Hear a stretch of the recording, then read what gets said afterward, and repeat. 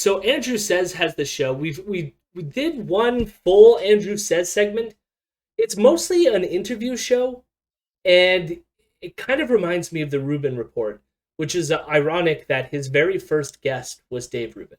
Okay, so this is not. I mean, like it's wearing its influences right on the sleeve. You know what I mean? It's pretty. It's not. It's very transparent, I guess is what I'm saying.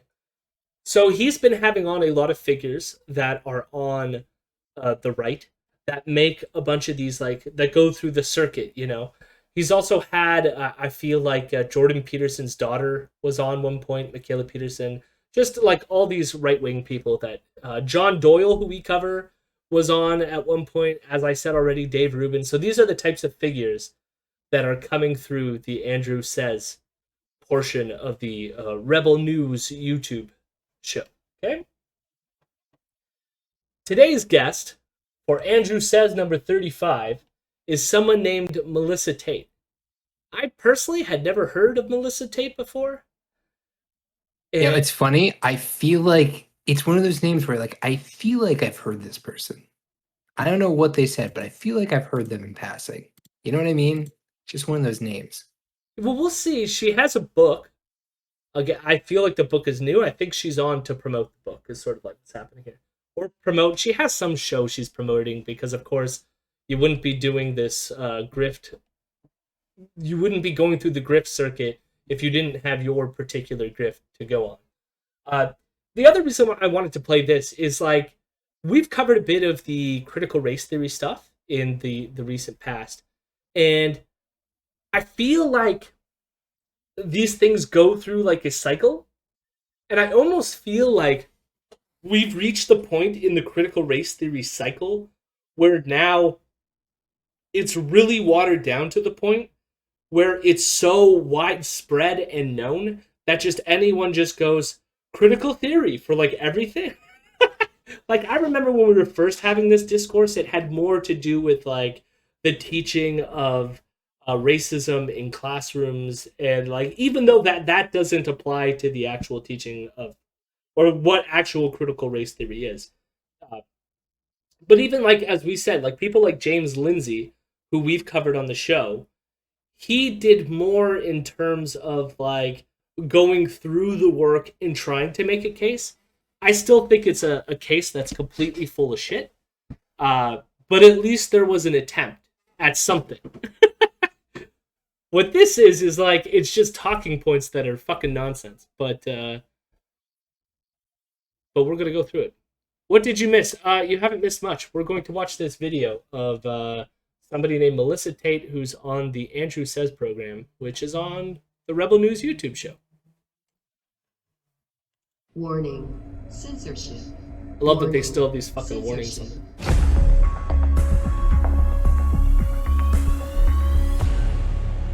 Melissa Tate is a Christian conservative author, opening. Activist, and political. What about that? That's such a fucking dramatic opening, right? You've got this dun dun dun dun dun, and all this fucking images flying in, and then what's the graphic?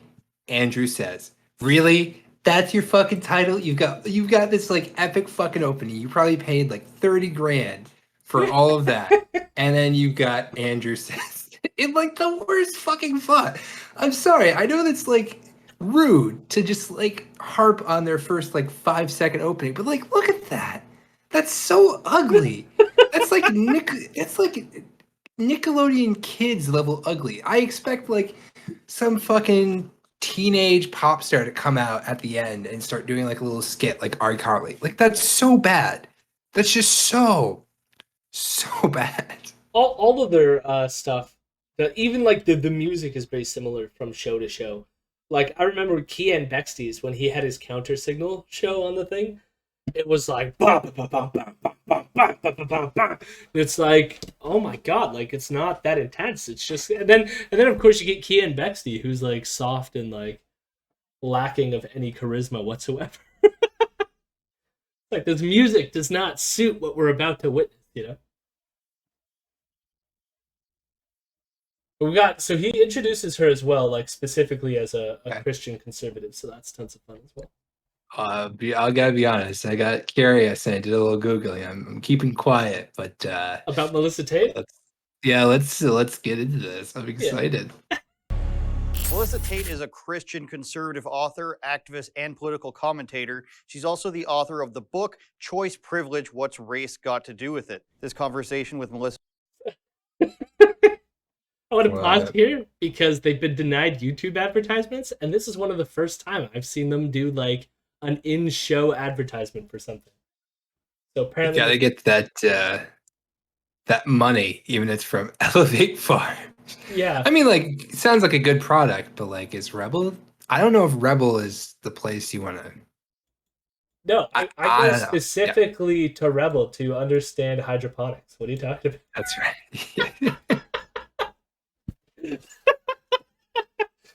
And Elevate, like I guess the elevation could be because they're like some sort of like stacking shelves, or is it? I'm so elevated right now. Oh, it's no, it looks good. Like, okay, so just looking at this graphic, knowing nothing about Elevate.farm and talking out of my ass, yeah, vertical farming, like that's good.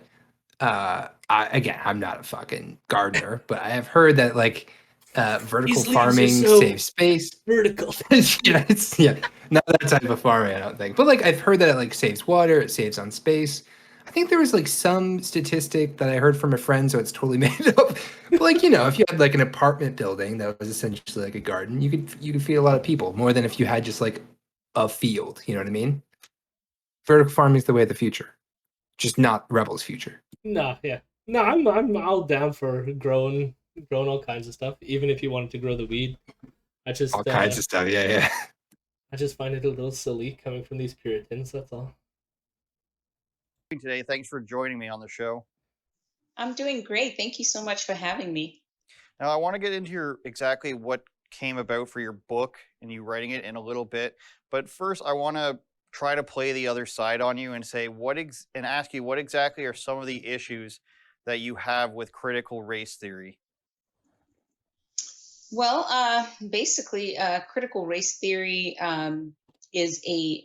So before we get into an explanation, I just want to point out we have like a nice placed advertisement for her book here, Choice Privilege.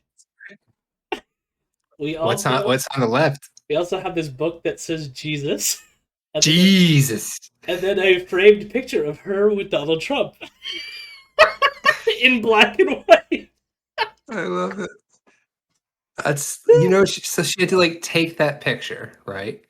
She's like take that on her iPhone. Yeah. And then she had to like, edit it and then print it out and then stick it in a thing. She had to do all of that so she could put it next to her book. Jesus. I didn't even know you could put Jesus on a book like that. I thought that was sacrilege. Jesus. It also, I think, I will also, you can't see it on the stream footage because it's behind my head. But on the bookshelf are 2 copies of her book. And beside the 2 copies of her book is Blackout by Candace Owens. Oh, well, one of her pinned tweets is like a conversation she had with Candace Owens. So they're neck and neck. They're competing now. Who's gonna be the new token for the right? It's a mystery. Who knows? Well, while we continue, I'm gonna. It's a Marxist ideology, really. Oh, it's a Marxist ideology. There We'll we get to the Marxist ideology in a second. I just wanted to pull up her Instagram for one quick second. Oh my god! Just to point out, I mean, there's this great video she has here of Fidel for some reason, but so there's the picture of her and Donald Trump. Okay, but there's also look at this, her just hanging out with Michael Flynn, looking totally normal. And it says, "Great dinner night with General Michael Flynn and Mike Lindell of My Pillow fame." My Pillow. Mike Lindell is like a household name now. I love it. No one knew who the fuck this guy was. And I was like, it's the Pillow guy. Yeah. And Lynn Wood. So Lynn Wood was one of the people who was pushing for the lawsuits against the election. So, we got Mike Flynn, Mike Lindell, and Lynn Wood. Great. And like Lynn Wood is currently being sanctioned and having his right to practice law in America stripped from him as we speak. Well, I don't know if the case is like the court hearing is happening right now, but it's being adjudicated. I think they had their hearing already, but I don't know if it's been determined that he's going to get the sanction. But I'm pretty sure he's going to get the sanction. The right-wing grifting market is oversaturated. Yes. But yeah, so Michael Flynn, Mike Lindell, Lynn Wood, and others before the kickoff to a 2-day business, health, and revival conference.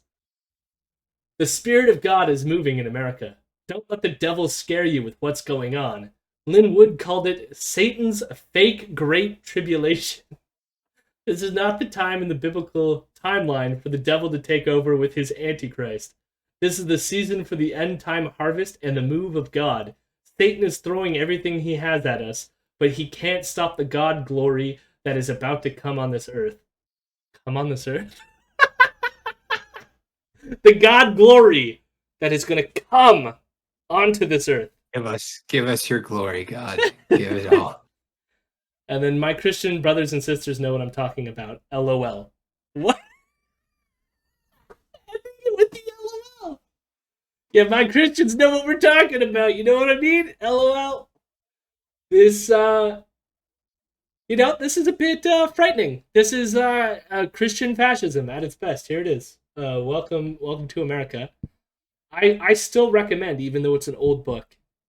Well, old-ish. I think it was released in 2005. Christian Fascists and the War in America by Chris Hedges is a phenomenal book if you want to learn about the Christian far right in America. And everything that's happened since has been pretty much an extension of everything that Hedges wrote about in that book. So, tons of fun. It's great to see all these QAnon people linking together and becoming deeply religious. And I have to say, even people like James Lindsay, who was an atheist and against this critical race theory stuff, is now signaling he's kind of religious. He keeps posting how our rights and freedoms are inalienable and given to us by the Creator, even though he still identifies as an atheist. I don't know what creator exists in his atheist worldview, but and he's still promoted by all these Christian conservatives that now James Lindsay works for as being, hey, look at our atheist friend, even though on Twitter he's now talking about stuff given by the Creator. And Dave Rubin did the exact same fucking thing. When he first started his grift, he was pro-atheism. And now Dave Rubin is like, oh, I appreciate religion more. I'm like a Jordan Peterson and religion. It's fucking terrifying is what it is.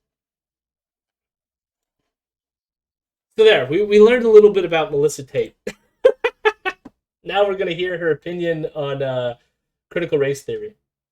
Really at its core, like if you really just want to go it's down Marxism to at its core. It's a Marxist ideology that is designed to racially divide and conquer a nation for Marxism.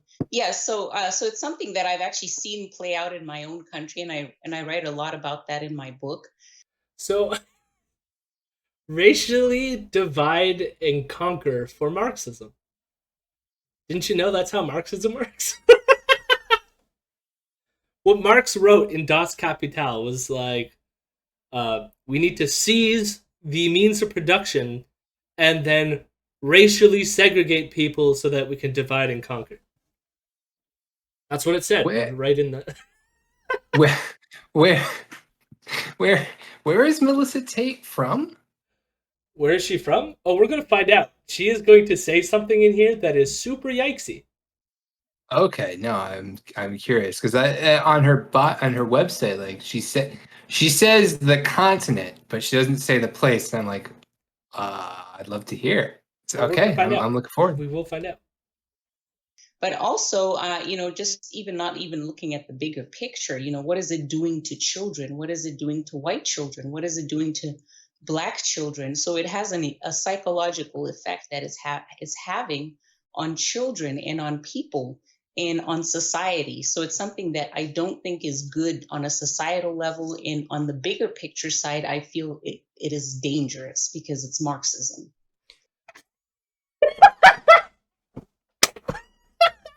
How How little was said there. I don't know. It's gonna have a So- psychological effects on our kids. It's dangerous. It's Marxism.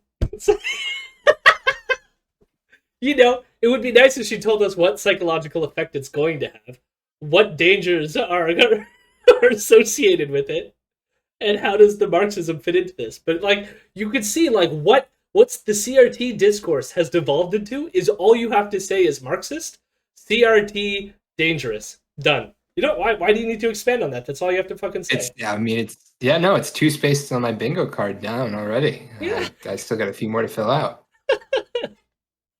Now, it's come to a lot of people's attention, and there's, of course, people or parents gathering together and trying to put a stop to it in their school districts and to their school boards. So now that that's been brought to light, a lot of the counter argument to that are people just saying this is just a way to teach children about racial injustices in the law, about past history that people have faced in the United States. How do you feel about that? Do you think that if parents were to just sit and read more about what their children are being taught, that they'd be more against it, or would they be understanding of what, people might argue that they're trying to teach? No, I don't think they would be understanding, because the way it's being reported in media is very different from how it's actually playing out in real life. And I'll give you an example of that lady named Gabby. I forget what her last name is, but she's actually one of the first women to sue a school for teaching that type of ideology, because the way it manifested in her son's life. So she's actually a biracial woman, so she's Black, and her son, I guess he looks white, and because he looks white, he was asked by the school to write a paper stating his white dominance, and he refused to do that, and rightfully so, because you shouldn't be forced to do something like that. And because he did that, he was met with pushback. I think he actually got punished for it by the school for not writing a paper about his white dominance. So you see how this is playing out. And this is, so the mother was horrified, and she's actually suing the school for this reason. So you see what it does. It like targets children and puts them in a position where they're supposed to, internalize their race and feel guilty about it if they're white. If they're Black, they're being told that you're oppressed and you can't amount to anything. So I'm gonna look up this case to see if she's accurate there. But I do love that. I will say nothing in critical race theory, let alone the teaching of race in schools, tells you that Black people can't amount to anything. It's about that, yes, people still have agency and can still amount to things. There's just differential impediments that exist due to things like structural racism that might affect you based on race. Like, I don't know, like, it's amazing how they take that to then assume that it means that what you're being taught is that Black people can't better themselves in any capacity, which is not at all what's being taught under the guise of critical race theory. Well, I love the question that Andrew asked, because what Andrew asked her point blank, I'm amazed he asked her this, was, well, do you think if the parents just learned about it, like, they might be accepting of it? And she's like, no, I don't think they would. It's like, oh, okay, you don't want them to learn about what it is. You just want them to accept what you say it is. Good work. Good work exposing that one there, Andrew. That was smart.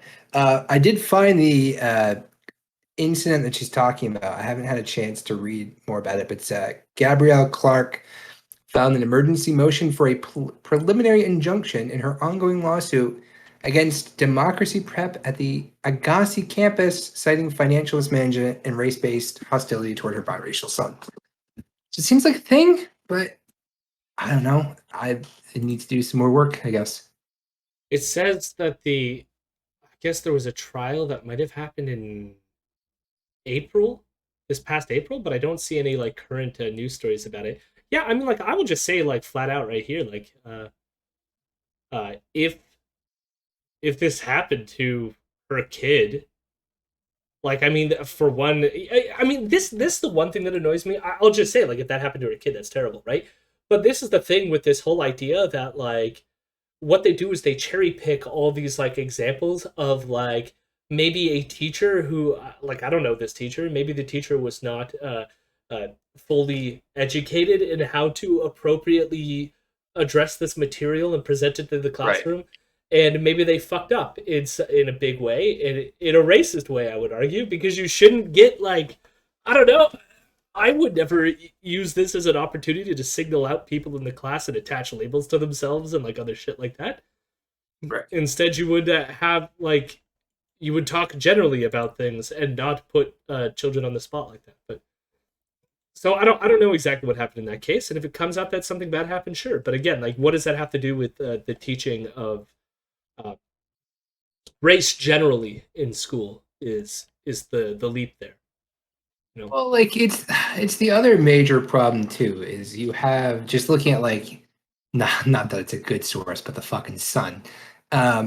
Just looking at like some of the slides they post, most of those slides aren't like critical race theory. They're just the type of like, white fragility Robin DiAngelo bullshit that you see over and over again. And that's not the same as CRT. But in these people's minds, it's all become like one like weird conglomerate of anything that has to do with race. We'll succumb to the Rumpelstiltskin effect. We'll give it a fancy name, and then we can just direct all of our anger towards that fancy name. And it's like, man, why does it matter? Why do we have to call it like a fancy name? Why can't we just like talk about race issues? Why do we have to like push it away? I don't get it. I don't get it, Melissa. Explain it to me. Help me understand. The funny thing is, like, you probably could talk it in a bit more blunt terms, but like they would freak out at the blunt terms too. You know what I mean? I always feel Right. like the discourse around like certain ways of talking about race and fragility and all this is a way to like create some distance by making it an academic language. You know what I mean? Yeah. And Yeah, now yeah. it's being weaponized anyways. It's like you should have just stuck with the guns and keep it the way it is. That's just fucking just tone policing the whole way through too, isn't it? It's just like, well, you can't say that something was bad. You have to end on like an uplifting message of like, and now everything's fine and everyone gets free ice cream and all the races are equal. And it's like, but why can't we just be honest about the way reality is? And like maybe for you, for one person, things are okay. But for the overwhelming majority, there's still like this imbalance. And why can't we just acknowledge that? What's the harm? Uh, the harm is Marxism. Accurate. So to me, this is something that is very dangerous to children, and it shouldn't be taught in schools at all.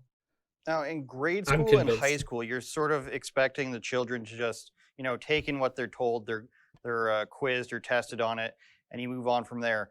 But in college and university, you're supposed to have more of a critical thought basis to what you're being taught. You're supposed to question it and maybe come up with some ideas to go against it. But why is it, do you think, that so many young people, college, university age, are willing to jump on board with this, especially people who are living in areas where they maybe feel like they have some sort of privilege and they've been told that other people who don't look like them would not have the same privileges they do? Well, because the universities no longer teach people how to critically think or challenge any ideas. They're just basically given what they're supposed to think. And really, they're being told what to think. And these children, particularly from the white privileged areas, they're being told to feel guilty about, who they are, about being white, and to feel sorry for all these Black people because they're oppressed and so forth. And that's what they start to internalize. But really, what it is, critical race theory. It claims to state that they are trying to teach history, but really, they don't really teach the true history. It's a very revisionist history. If you really, It's amazing. That's right. It's the revisionist history that they want to teach. Teaching what happened to Black people from whenever they were brought over on that boat to now. That's revisionist history. Fucking the idea that racism ended with MLK, that's the true history. It's all over. I had a dream Dream achieved. Done.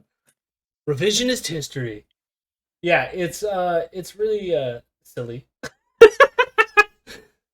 Or even like, did you notice that though? Like, apparently in university, you're just told things, and you're told to believe it because you were told it. There's no room for critical thinking, no None. analysis, none whatsoever. None. Absolutely not. I will have to say for anyone watching this, because often I get haters who watch my content, and I'll just say, as someone who taught university classes, as a Holy TA, shit. I 100% taught topics at a university level for 17 and older, uh, issues that were like big during the day. And since it was a philosophy class, guess what we did? We critically analyzed them. That means I often got papers from students that I didn't necessarily agree with, but as long as they were appropriately wrestling with the subject matter and doing so in an academic way, I graded them as fairly as I could. Because that's what you do at a university. Like, we're not. I think the other part of this is often what you find is if you try to critically analyze your racist beliefs, you're going to find out that racism is like being racist is not a good thing. And you're going to come away going, oh, maybe I shouldn't have held those beliefs, you know? Because I will tell you, like, even though I say I marked papers from people that I disagree with, I never got a good paper from a racist. I had gotten papers from a few racists in some of the classes that I taught, and they were often poorly reasoned. There was no justification, just like you're doing here in this conversation, Melissa Tate. No justification, no defense, nothing. You just spit out a bunch of shit, and then I go, F. Because there's no argument here, you know? No. Terrible. But, like, there's a lot I mean, of... that's. Yeah, anyways, you could say. Go ahead. No, sorry. You were talking. I was just going to say, there's lots of positions that I don't hold that you can make arguments for, and at least you're building a structure of an argument. But some other positions, you're not making an argument here. And most people, once you reach college and you realize, I can't just spat out the talking points that my conservative parents gave me and think that's going to get me a good grade. I'm sorry, that's just how... If you want to learn actual critical thinking, you can't just discourse in talking points. No, exactly. Yeah, I just failed students when they said things I didn't agree with. That was the way I handled it. It seemed like if they wrote like, I don't think black people should have rights, just F. F. They said like, democracy is superior to communism, F. Just straight F. Not allowed. Can't do that. Absolutely appalling. Get out of here. Could someone please tell these assholes to stop using revisionism as a negative? It's literally a part of historiography. No, like, no doubt. I mean, they want to make it like... revisionism has negative connotations, I think, because of Holocaust revisionism, which is where it comes from, right? And so in that sense, the funny thing is, if you're going to make a comparison, they're closer to the historical revisionism in Holocaust denial than the historical revisionists who are what you would call more accurate history, like in trying to revision what the sort of like old history was and update it, you know? They want to lie about history. Marxist ideology teaches children to disobey their parents. Oh, clearly. That's what happened in 1984. This is 1984. Really study the type of history they're teaching out there, because it is a history that only focuses on the bad things that happen to Black people, but it also erases all the achievement that Black people and all the accomplishments Black people have made in this country and all the contributions they've made to this nation. So it's a very one-sided type of way of looking at it. And if children in universities are just presented with one set of facts or one set of if they're presented just with one type of history and not any other types of information, then they're just going to form their opinions on what they're given. And there's a lot of stuff that is omitted out of it. And I'll give you an example. We're going to get an example, but you're teasing me. I need to hear what this example is of. Here are some facts you don't get with critical race theory. I need to hear this. I need this. We will. I just wanted to say like a few quick things, which is like, I don't think I had a university course or they didn't at least hit on a few disagreements about a topic to give you a fuller picture. Like, even from the professors who agreed on us, like in my psychology classes, they'll be like, well, I think this is true, and here's my reasons for thinking so, but here are a few people who disagree with me and why. Like, I almost got that in every single one of my classes. I don't think I had a single class where the person was like, here is the truth. Rah! So I don't know what the hell they're talking about. But we're going to get an example here of how they do this. Here we go. If you study Booker T. Washington was a great African American man who built a great Black university. And actually, the president of Harvard came to the Tuskegee Institute, which was his university, the Black university, and stated that the Booker T. Washington's university was creating more millionaires than Harvard, Princeton, and Yale combined. And that's something that's not taught in critical race theory type history. So, and this is at a time when white supremacy. So did you get that? I got that. Yeah. You know what strikes me is like it's almost like that's the type of stuff that critical thinking or critical theory people might want taught in the classrooms, is it not? Yeah, no, it's 100% the thing that here's the thing though, like, and that's the amazing thing. Like, it's like proving the point, isn't it? Because I guarantee you, no one that I went to high school with, and no one within 4 years before or after me, knew who the fuck Booker T. Washington was. Not a single fucking person. Not a single Nope. fucking one. I was gonna say it's like Tulsa, stuff like this, like Black Wall Street. Yep. These things existed and were just never talked about, and then the destruction of them were never talked about. And it's like That's right, because you'd have to talk about the destruction of them. That's why they're not taught in the mainstream. Like, if you talk about Booker T. Washington, you have to talk about Tuskegee. If you talk about Tuskegee, you have to talk about the Tuskegee syphilis study. And we don't want to do that. We can't. It's not important. You can't talk about Black Wall Street. You can't talk about Black people making a lot of money, because then you have to talk about them getting bombed by white people. You can't have that. It's bad. You can't do that. Which I think is the funny thing, because they often want to say that the teaching of these things will somehow take away from certain successes or something like this. But I don't think in anything that the people who advocate for teaching a more racially aware curriculum is saying that, like, we can't teach about success. It's just that, like, the fact that a lot of success, because it's all connected, is going to be associated with other things that were shitty. And it's like, in order to get the full and better picture, you need to understand how some of the successes are the result of these other terrible things. And it doesn't mean that we should discard the successes and, like, just focus on them as, like, being shitty. It's just understanding the complete picture. So that maybe in the future, we could just have the success without the shittiness, Right. It's so amazing. It's just amazing how, like, it literally, like, she's not wrestling with the fact that, like, what she wants to be taught, these bills that are going around preventing the teaching from CRT are specifically going to prevent to being taught the shit that she wants taught. Yep. It's fucking amazing. Yeah. No, it's I mean, this is the level of discourse that we expect from, I don't want to be like, it's the level of, I'm not going to say it because it would be offensive. So I'm not going to say it, but it's the level of discourse you expect from certain types of conservatives, right? Like certain kind of like grifty, hoppy on the bandwagon conservatives. Yep. Sure does. It sounds like the type of person who would have their picture taken with Donald Trump and then put it on their mantle next to a book that says Jesus. Yeah, it's less offensive than what I would have said. Supremacy actually existed. So during a time right after slavery, when white supremacy actually existed and there were barriers for Black people were achieving great things and building great societies and doing great things. And all that stuff is erased from this revisionist 1619 project No, it's not.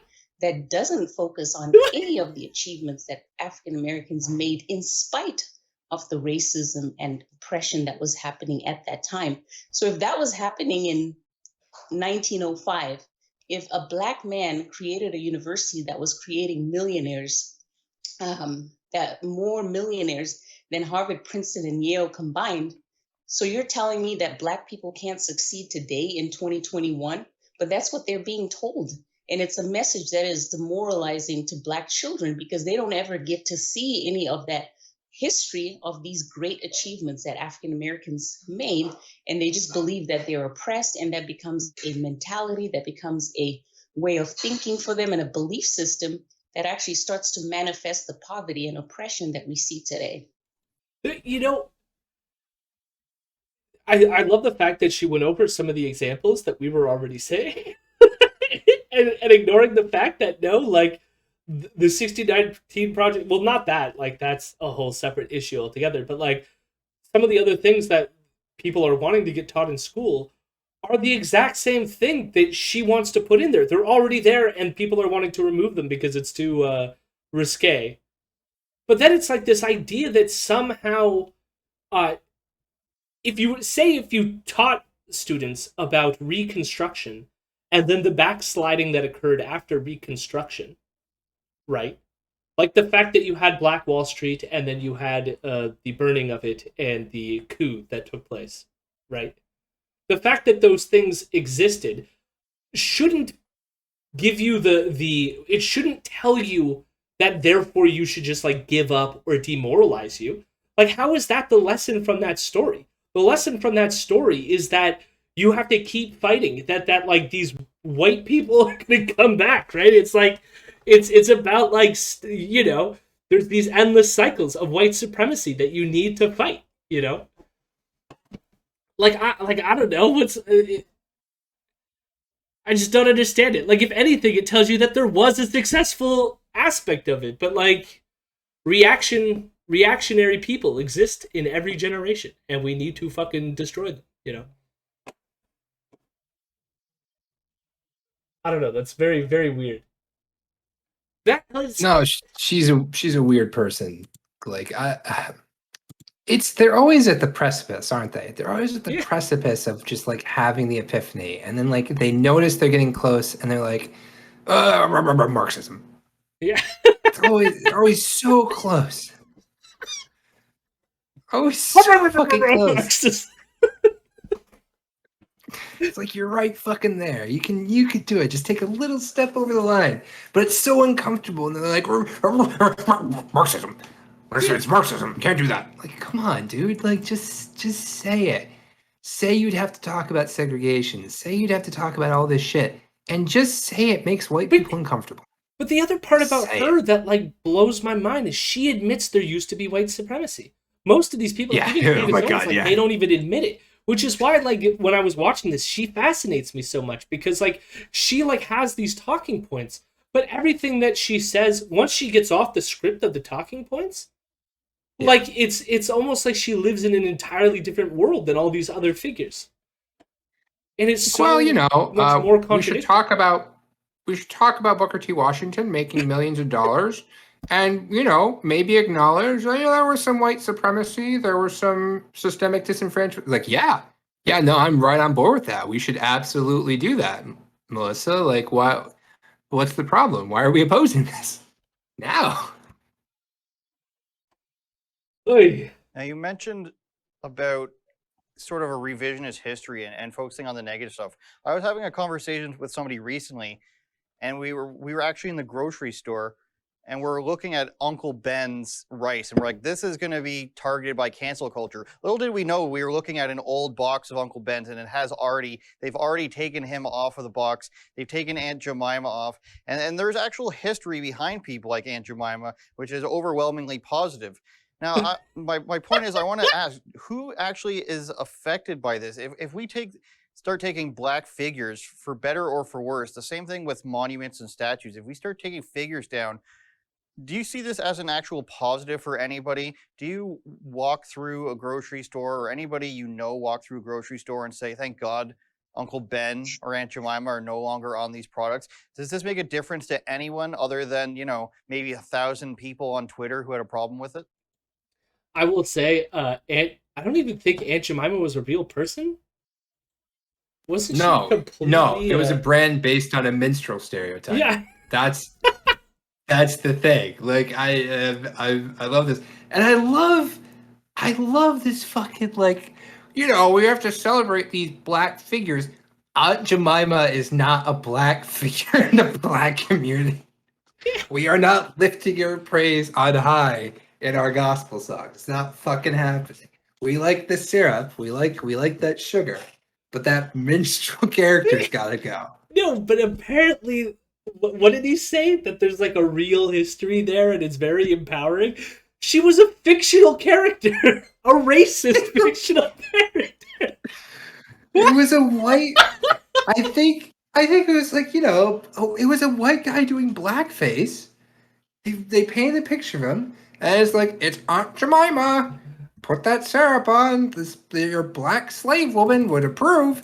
What? No, that's atrocious. Absolutely. Yeah.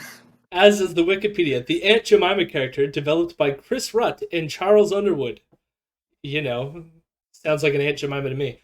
For their ready-made pancake flour mix at the Pearl Milling Company is likely based on the enslaved mammy archetype. The Aunt Jemima doctrine in U.S. trademark laws originates in a 1915 case between the Pancake Mix Company and an unrelated seller. Okay, that's some other shit there. But yeah, it's based on it was a creation based on a stereotype. Like, fascinating that he thinks that somehow there's like a real story there, and it'll prove to you that somehow it was empowering. I don't know. Fuck you, Andrew. These people fucking do no fucking research. Like, absolutely fucking none. They just open their fucking gums and start flapping. Where's Andrew? I'm gonna link this to on Twitter. What's he doing? What's his Twitter handle? Fucking empowering. Fucking bullshit. Apparently I found him. All right, I'm gonna link him this. Tell him he needs to read this. Go on. Yeah, and you're absolutely right. It doesn't. No, critical race theory and all this stuff doesn't benefit anybody. Two guys in the chat just said, someday they'll erase Ronald McDonald from history and his success story at founding McDonald's. Oh, Jesus Christ, two guys. That's amazing. Holy shit. Oh my god. Oh, I'm gonna say that's from now on. That's the legacy of McDonald's was created by Ronald McDonald. Dear Lord. Except the far left elites. That's all who benefits out of it, because if you think about what they're doing, how does it even benefit the average Black person? If you see what's happening in the Black communities right now, the biggest issue is the fact that Black children are graduating not knowing how to read or do math, so they're being set up for failure. And that is something that we should be talking about and focusing on. Instead, we're tearing down statues and taking Uncle Ben off the box of rice, all these symbolic things that have nothing to do with actual practical things that can actually help Black children get out of the cycle of poverty and off the school to prison pipeline. So you see with the left, everything is all about symbology. It's never. So, like, there's something she's saying here that's actually true, which is, like, I think the symbology does matter. Maybe not as much as, say, like, the other structural impediments that exist in society, But, like, I think we can do both. I think we could get rid of the racist symbols and also improve our schools to help people. But, like, it's ironic here that she's using left here to suggest that, like, it's leftists that are doing this, but again, it's mostly liberals and, like, that are running these types of campaigns. I don't see the Marxists. The Marxists weren't out in the streets going, "Remove Aunt Jemima." It's not a thing. About anything practical that is actually going to change anything in the Black. Yeah, so Two Car says, "What are they graduating from?" Like, that popped into my head too. It's like, how are they graduating if they can't read or write or do math? How are they graduating? That's, I guess, unless she's trying to say that schools are now like the participation trophy of the world, kind of like thing. But yeah, it would be difficult to graduate if you can't read or write, and it's not the result of some sort of disability of some kind. community, because they don't want anything to change in the Black community, because the way the left succeeds is to perpetually have an underclass of voters that are poor and disgruntled and never achieve anything, so that they can continue to perpetuate the narrative of oppression in the hopes that this oppressed class will then help them overthrow the system that they're trying to overthrow, which would be the American system in this case. Did you? Sounds good to me. I'm on board. Let's do it. Let's overthrow the system. Wait. Yeah, no, I heard it. I can't. No, I'm sorry. I can't like cognitively wrap my head around it, or else I'll be too angry. So I'm just kind of ignoring it. Like I got it, but I can't accept. I can't accept that. I can't do it. What the left needs to be focused on is not all this race stuff. They need to be focused on class and abolishing poverty, but instead they want to destroy America, which is a great system and we must keep it, even though it's the one creating the poverty. All is coming from inside the house, Melissa. Yeah. Jesus Christ. I think you're completely right. And You're completely show right. The woman She who claims says, to have Jesus coined the Christ. term critical race theory. She is, Joy Reid on MSNBC. I hate how much I mention her, but she gets these people to come on, and they're basically saying that everybody's got it all wrong. They're misrepresenting critical race theory. So I want to play that clip. I'm not sure if you've seen it, and then we'll get your comments on Yes, I do. Yeah. Theory Marxism. Look, you know what? Here's the thing, Joy. Critical race theory is not so much a thing. It's a way of looking at a thing. It's a way of looking at race. It's a way of looking at why, after so many decades, centuries, actually, since the emancipation, we have patterns of inequality that are enduring. They are stubborn. And the point of critical race theory originally was to think and talk about how law contributed to the subordinate status of African Americans, of indigenous people, and of an entire group of people who were coming to our shores. Now, it seems to me like they don't ever, and anyone can go and watch the full clip there. I think it's a 7-minute interview. They don't ever talk about what's actually being taught or what's actually in the papers that were written about critical race theory. It's like if I were to describe prison in the best way possible, I'd say it's a rehabilitation center where, people go and they can learn about themselves. They can spend a lot of alone time and think about what's going on in their lives, and they may come out and be a better person. Where in the reality is you're going to have to join a gang and you're going to get stabbed or something like that. They don't want to actually talk.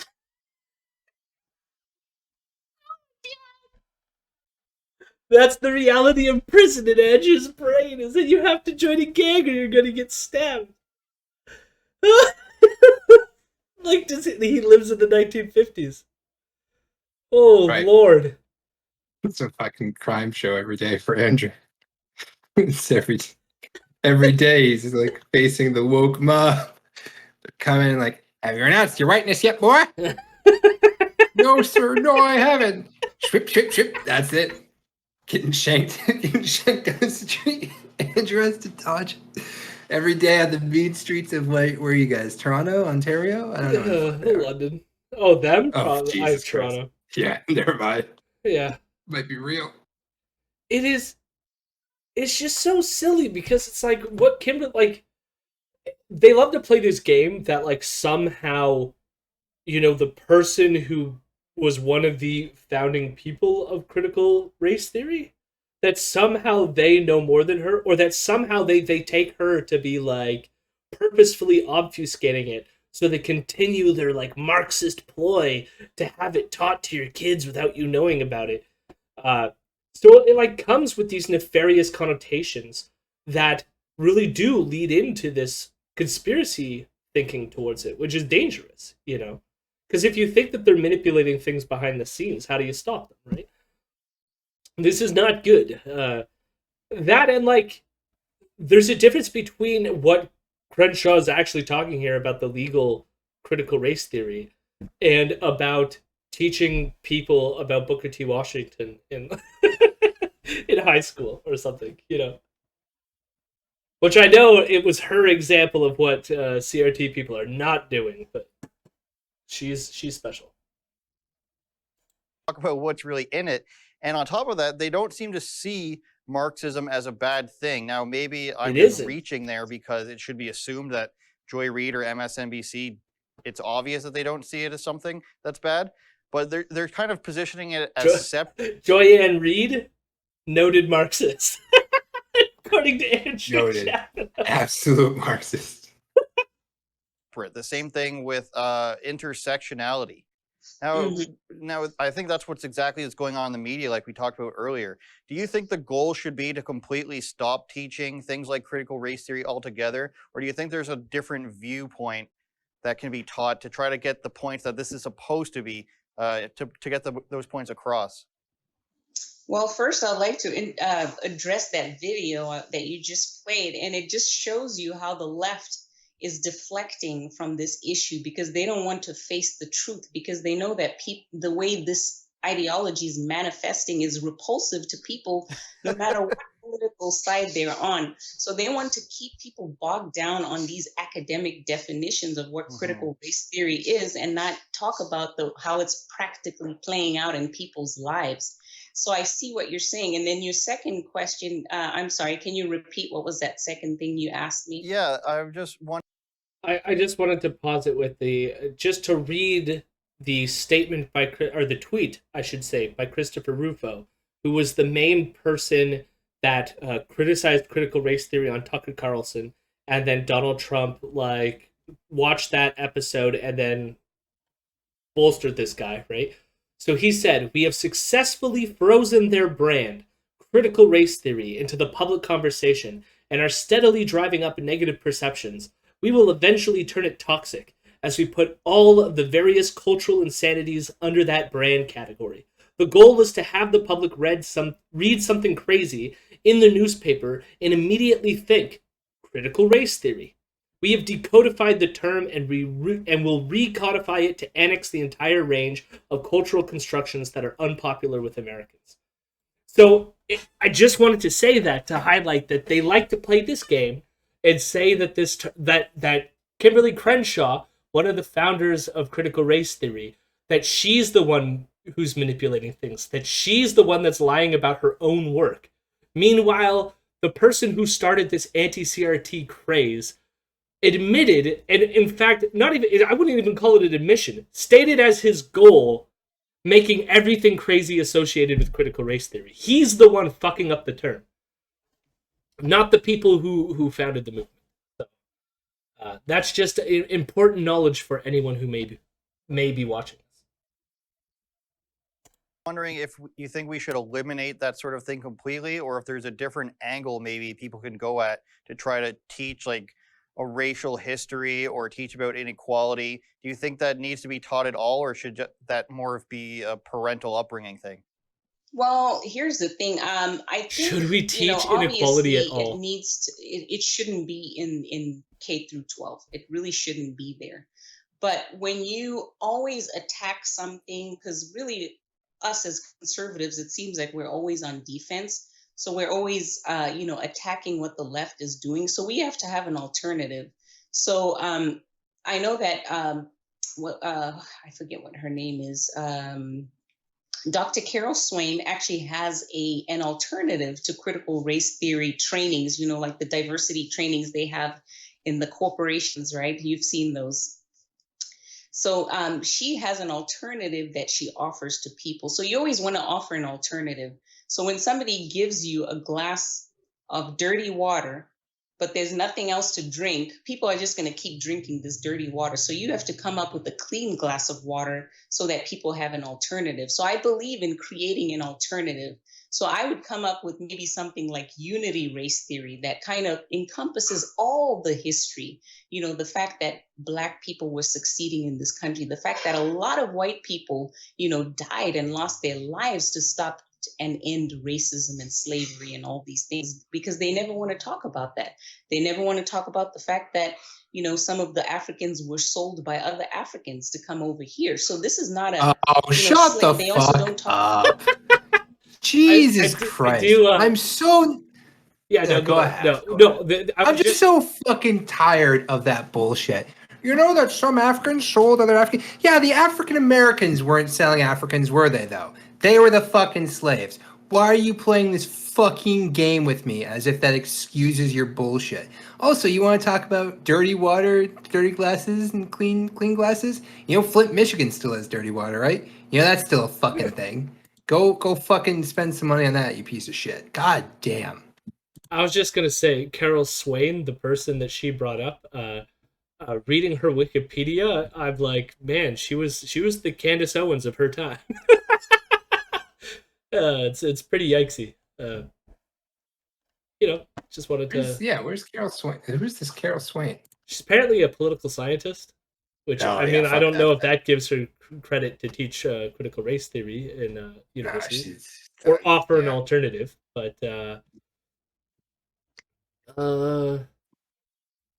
George Bush should issue a formal apology to African Americans. Fair enough. she's argued against reparations. Oh, fuck that. Get out of here. Yeah, we're done. I'd love it. She asked for for President George Bush to make a formal apology to African Americans for the institution of slavery. Like, he's the person. And then when an apology was eventually issued in 2009 during the presidency of Barack Obama, she called it meaningless. Yeah. I like this. Black Lives Matter is a Marxist organization, and they're also like the Ku Klux Klan. So by the transitive property, the KKK is Marxist. You're welcome. Yeah, you're right. What does You're choice welcome. privilege? What does choice privilege mean? Again, choice is it's another libertarian buzzword. That's all it is. You can choose to pay your taxes, or you can choose to go to jail. Those are the options. I think it's also supposed to be in contrast to the idea that if you teach people that it's all structural, then there's no way for them to overcome and do anything. But it's all about your own life choices, and you can choose to be in poverty, or you can choose to get out of poverty. It's all a choice. There's no like structures impeding you from anything. It's all just you choosing. I think you mentioned earlier too, Karst, that you said it's kind of like The Secret, that like that if you manifest it, you'll get it. The same bullshit.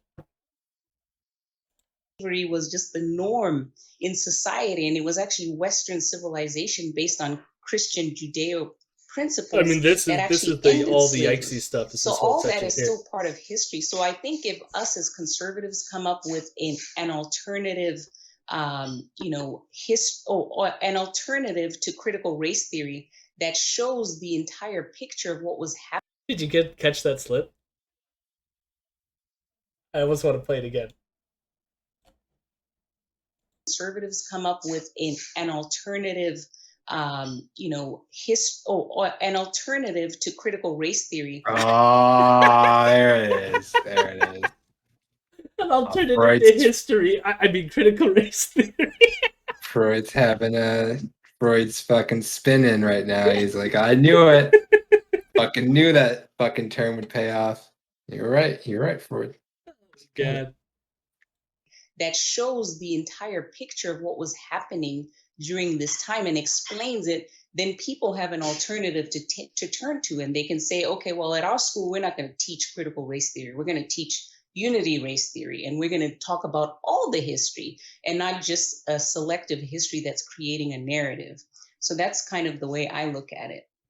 I think another problem that arises from that is if you start going into the history of civil rights and ending slavery in the United States, it sort of goes against what the Democrat Party claims to have been about and always been about throughout all of time. Whereas you have a President Joe Biden who was friends with Dixiecrats, for example, who were the party of slavery. So I think some of the tiptoeing politically around that goes into pretending. And you talk to people today, they have no idea that Republicans were against slavery when it existed. So I think the political tiptoeing around that comes from not wanting to actually reveal what is actually the reverse history that some people are taught. But, maybe that's a conversation for another time. What the fuck is he talking about? Like, if anything, critical race theory actually exposed that shit. Like, I love this too. It's like back in the day, Republicans were originally against slavery. That implies that they're not now, right? You understand that. like I know people point it out to you, but like you realize, like by your own admission, you're basically saying, well, originally, in the before times, they didn't like slavery, but now, they can deal with it. A little bit of human trafficking, fine. But how, like, they make it sound like, who doesn't know that? Like, he makes it sound like somehow if we'd learn that it was the Democrats that were supportive of slavery, that somehow it'll ruin their brand image. It's like, Oh there was. no! What did we learn in the film Lincoln? That was like an Oscar-winning film just a couple of years ago that many people watched. It's Lincoln. Well, Lincoln's more than a couple years, right? It's not that. That's with Daniel Day-Lewis, yeah, right? I'd like 8 or 7 years ago. No, it was 2012. 2012. Oh, almost 10 years. Okay. Well, I said nearly 8. a I was a year decade. off. Nearly a decade. That's more than a couple, isn't it? So, but in the 9 years since the release of the movie Lincoln, we all just forgot. None of us have picked up a history book since. None of us knew. No one fucking knew. Yeah. Oh god. It's so silly. I wanted to talk about also your book called Choice Privilege and ask you what goes into writing a book like that. Like, what inspired you to talk about this idea of privilege? Well, actually, it was actually inspired with the events that was taking place in 2020. So, we had the George Floyd tragedy that happened, and we all know how the left seized on that as an opportunity to smear the country as an entirely racist and evil nation. She is talking to a channel called Rebel News that actually denied that what happened to George Floyd was a tragedy. So, just want to point it out. In fact, they defended the police officer and said that the decision was not good, and they did it on their show. You can go listen to our podcast from when the verdict dropped. This is what I love, and I think even Drea Humphreys recently said that the tragedy of George Floyd, like everyone knows that it was wrong, and she is an employee of Rebel News. But notice that it's like black people come on as guests or are their employees, and they're the one talking about how like tragic George Floyd's death is, and then Ezra Levant, who's the host of and the leader of this whole news organization, downplays it and says that it isn't a tragedy. So, just worth noting. And I reject that premise because I am actually an immigrant from Zimbabwe. I came to the United States at the age of 19. I left everything and everybody I knew to come to this country with nothing but $300 in my pocket and a suitcase full of clothes. And by the time I was 27 years old, I had a business that was doing 7 figures in revenue. I was living the American dream. I'm married. I have 3 children. So this country has really been good to me. So when I start to hear this narrative that America is oppressive to minorities, I know that to be a false narrative. And when this George Floyd tragedy happened and the way the left really seized on that to create a narrative, I felt like that was a turning point in America, in that this narrative that I used to hear on far left Twitter and far left academia, that America is systemically racist and evil, started to become mainstream. I started to see it with friends, family members, and even my own pastor, who was now posting, Black Lives Matter decals all over the church windows and talking about his white privilege and apologizing for it. Yeah, absolutely. And I just want to frame here. I mean, this should be obvious, but might as well say it, that like, there's exceptions to the rule.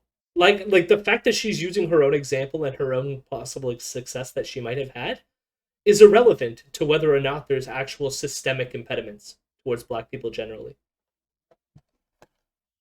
Just worth pointing out. Mortified. I was really mortified. And that's what really just was like the tipping point, because I realized that, because as somebody who follows politics very closely, I know that the premises that Black Lives Matter, put out there, the fact that they say that Black people are literally being hunted down like deer season by policemen and being shot, and then the statistics and the data don't even support their claims. I know this. I know that Black Lives Matter is a self-proclaimed Marxist organization. I know that they're anti-family. They're very much anti-Christian values. So to they're not anti-family. I mean, this is a stupid talking point that always comes up, which I think they supported trans rights. And because they supported trans rights, the right wing took that to be anti-family. And now you never hear what the anti-family thing means. They just say anti-family. When it was just like, I think part of it was like the nuclear family is itself like an extension from like white supremacy. But it's like, nowhere did it say like that two people can't get together, have a good time, and have some children, you know? And then raise those children together. Hello, people. Oh, yeah, nice pause. It's beautiful. The other thing, like the statistics thing, I mean, like, I'm not going to, like, pull up the statistics and go through, like, however long it would take to debunk that claim. But usually what it always comes down to is they'll say something like, more white people are killed by the police than black people. But when you break down the statistics, they're not taking into account per capita, which is the issue.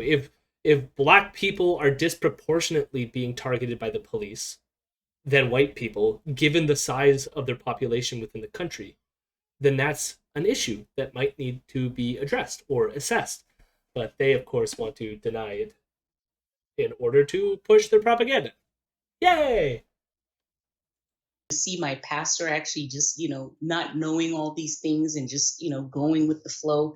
It just really grieved my spirit. And in my frustration, the Lord spoke to me and said, write a book about it. And I was like, okay, I will. So I wrote the book, and it's called Choice Privilege. And basically, it's a play on the words white privilege. And I cross out where it says white, and I put in choice, because in America, it's not the color of your skin that determines your destiny and the quality of your life. It's actually the choices that you make. That has been my experience.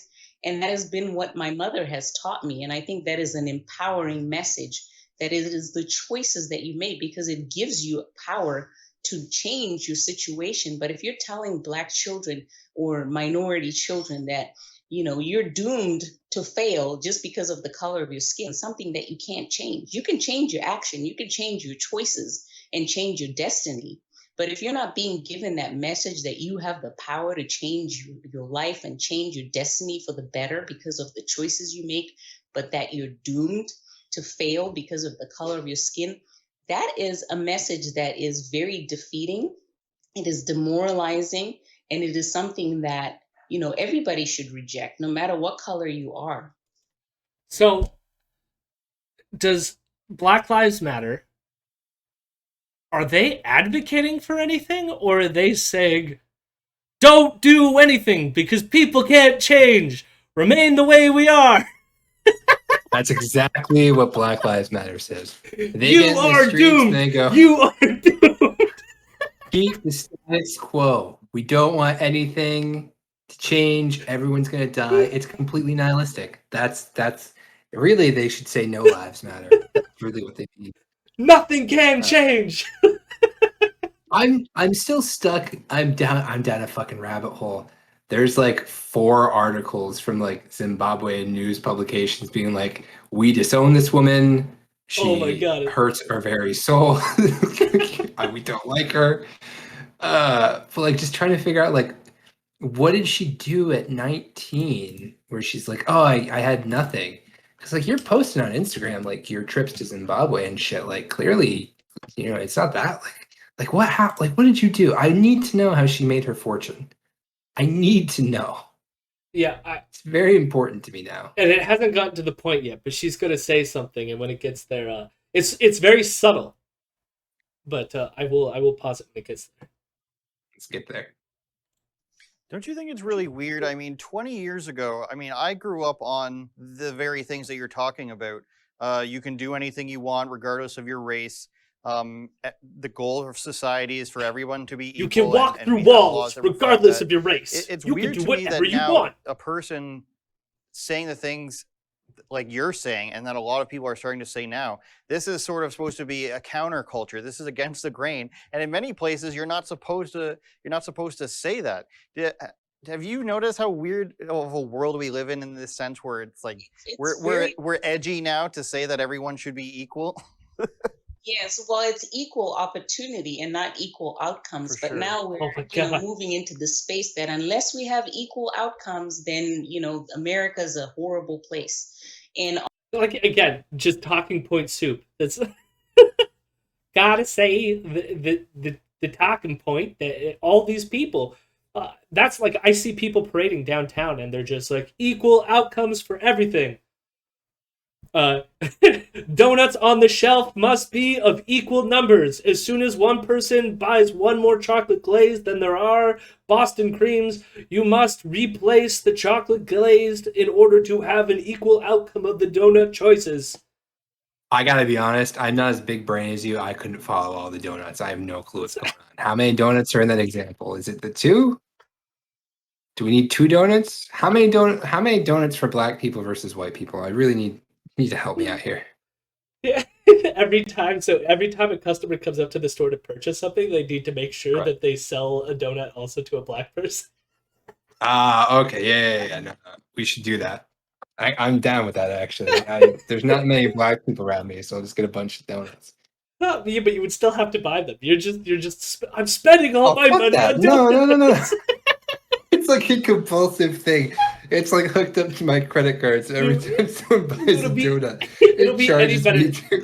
You're the lone black person in the city, but then like because they have to have equal outcome in selling the donuts, you're the one person. So everyone always gives you like money to then buy the donuts. So you're just standing in line taking money from people. That sounds like, dude, that sounds like my hell. It's just Yeah. you're constantly in line buying something. That's so terrible. Oh my God. Oh, no one is saying this. No one is saying this, Melissa. Dear Lord. Obviously, there's no way of ever getting equal outcomes. It's an unattainable goal. But you Which is see why that with the no one's left, everything advocating they for it. propose is something that is unattainable. Like I will stipulate here the reason why you might point to like disparities between things like, hey, this field has 80% white men working in it, and like everyone else is below 20%. Maybe we should be interested in that. That knowing that fact is not saying that we want to make it like equal. We just want to know if the cause of the disparity is something that maybe we can fix, or maybe it's racially motivated and therefore we should be concerned about it. It's not saying that we need to have 50-50 across every fucking thing. No one is ever saying that. like they say, we have to eradicate racism. How are you going to eradicate racism? How are you going to regulate the way people feel? So they always have this unattainable thing that they put out there as a goal, knowing that it's unattainable and that if you don't attain it, then you're never, then the country is just a horrible place. But really what's happening, what we're seeing, like you're talking about, is that this has taken the left 100 years. It's been a slow march through the institutions. They've basically infiltrated every sphere of influence, from media to education to entertainment. So now we're getting the conspiracy. They've infiltrated everything. But yes, I wanted to pause on that too, guys. Wait, how do you eradicate racism if people aren't racist nowadays? I don't think she's saying people aren't racist. I think she's saying that it's like you can never fully eliminate racism, therefore why even try? Or you can't regulate how people feel. And I want to ask, if I was an interviewer and I was interviewing her, I would ask her, like, do you think we've decreased racism over time? How do you think we did it? Do we think some of it has to do with the structures that have changed? Or is it that it's just impossible ever to change it? So and since you're not allowed to regulate anything, because regulating emotions bad for some reason. Although Yeah, I don't. no, what you do is you play Martin Luther King's "I Have a Dream" speech at full volume, and like that speech just causes white people to just have tears in their eyes, and they put their hand to their heart and they say, "No more racism." I just want Martin Luther King to come back and be like, if I ever knew white people were going to take this fucking phrase and use it the way they're using, I would have never fucking said it. I've never fucking done this, you pieces of shit. You fucking moderates really just ruined fucking everything. It's like, Where's why my can't you communist quote letter from a utopia? Birmingham jail? I told you I hated you. Still didn't fucking listen. Fucking bastard. Uh, business to everything. And they did it while we Christians and conservatives just basically, didn't do anything about it. And now we're finally waking up in a world where if you say there's two genders, you're the crazy one.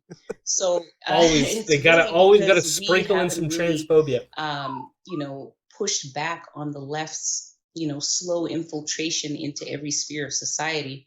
But I feel like it's not too late, and I feel like people are finally waking up now. We're kind of waking up in the last innings, but we can still we can still win if everybody gets involved and gets engaged. And that's kind of been my message. Like, we need to just get off the sidelines and realize that we are in big trouble in this country if we let the Marxists take over.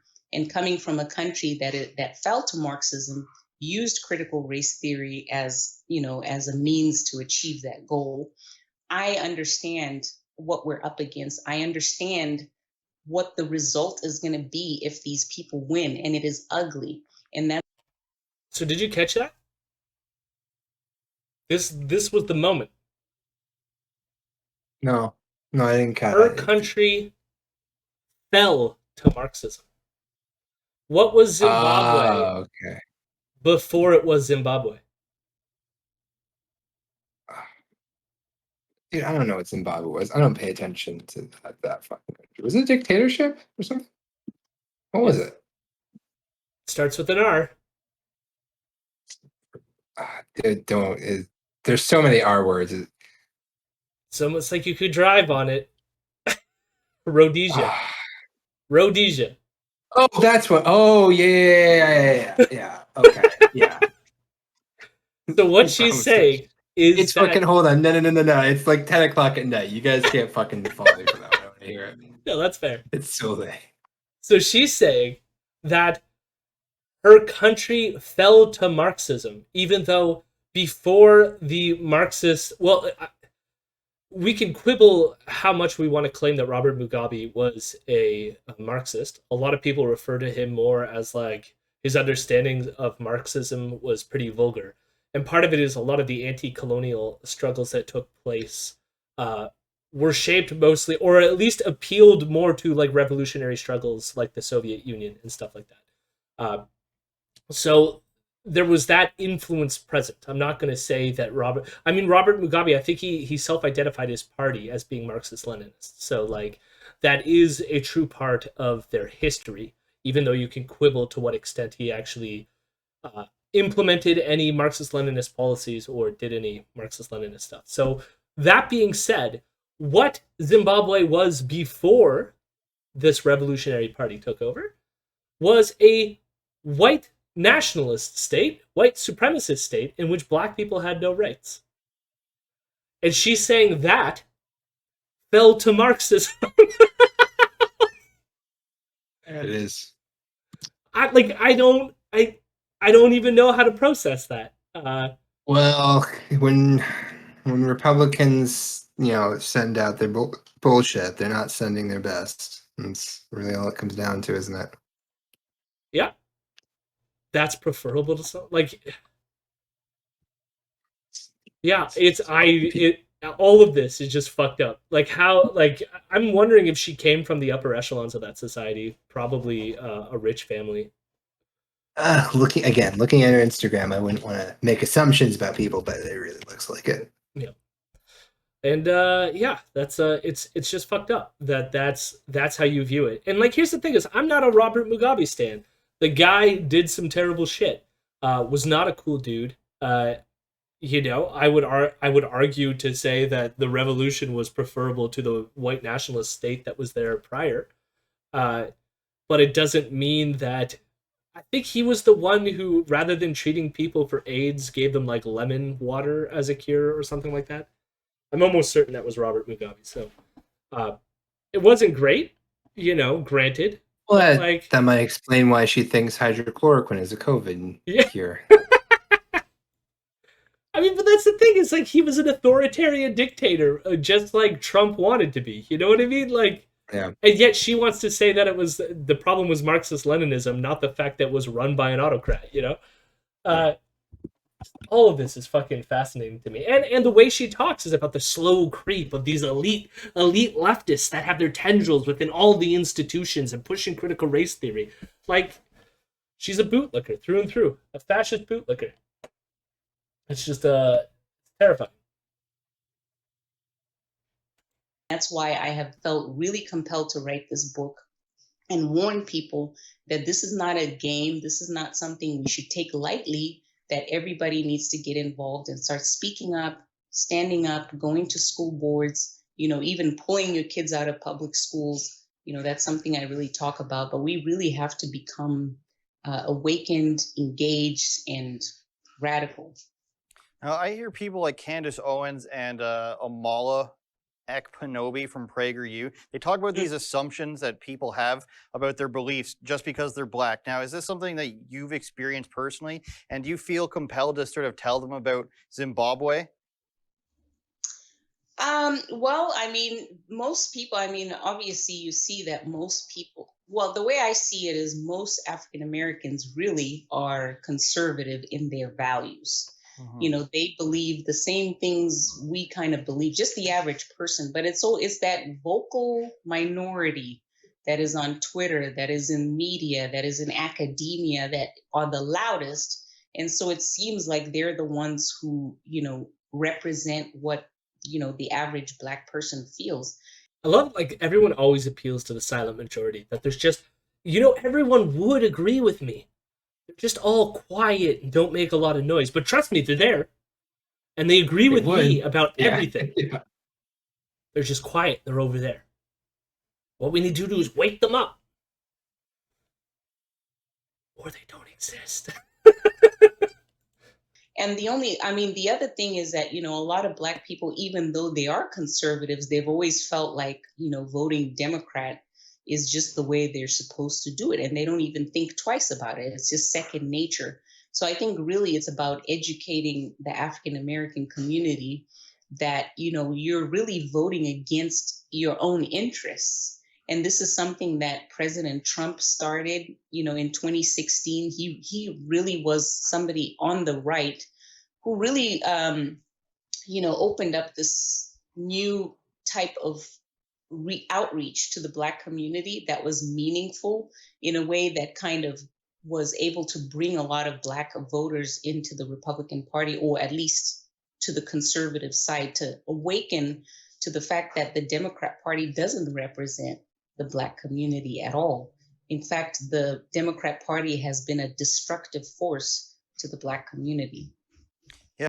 Which is why the Black community overwhelmingly votes for the Democrats.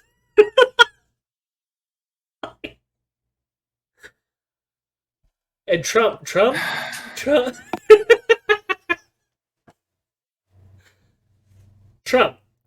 The one who, okay. We don't need to go through every example of racism from Donald Trump. But apparently his racism appealed to the Black community, clearly. Which is why he won, right? He won his second election, clearly. This is true. I remember that alternate universe where that happened. Yeah, I struggle with naming a political party that's been worse for Black people in the Western world than the Democrats.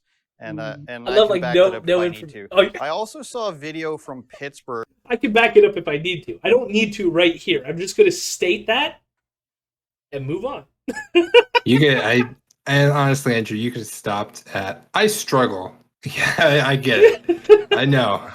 I could tell. Oh, Lord.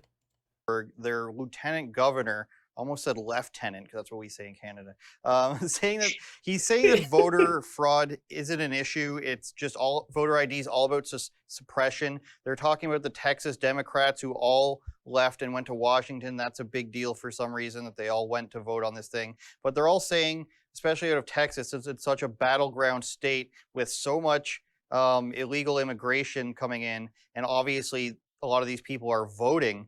And that's a huge battleground topic for them. So I want to show you this clip that's a local news station, I think in Pittsburgh, where this guy's saying that it's not an issue at all. Can we play that, Justin? Lieutenant Governor John Fetterman says that voter fraud is, quote, a fiction. He talked this morning to the Texas House Democrats who fled to D.C. to stop an election bill in their state. Fetterman has spoken out in the past about voting rights and Pennsylvania's 2020 election, and today he called universal voter ID insidious and unnecessary.